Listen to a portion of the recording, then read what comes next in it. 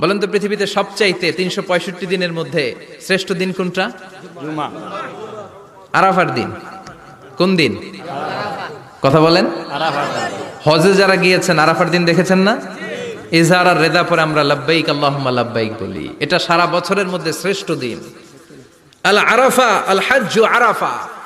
আরাফাটাই হজ। কেউ যদি আরাফার দিনে থাকতে পারে তার হজ হয়ে গেছে, আলহামদুলিল্লাহ কোন। আলহামদুলিল্লাহ। আর হজে সব করেছে, আরাফা করে নাই, হজ হবে না। কথা বলেন, হজ হবে না। তার মানে বছরের শ্রেষ্ঠ দিন আরাফার দিন। এদিন আল্লাহ এত সংখ্যক বান্দাকে একসাথে ক্ষমার ঘোষণা দেন, বছরের কোন দিন এত মানুষকে ক্ষমা করেন না। সুবহানাল্লাহ। আবার শয়তান ওই দিনে এতটা লাঞ্ছিত বোধ করে, এতটা অপমান বোধ করে, বছরের কোন দিন শয়তান এত অপমানিত হয় না।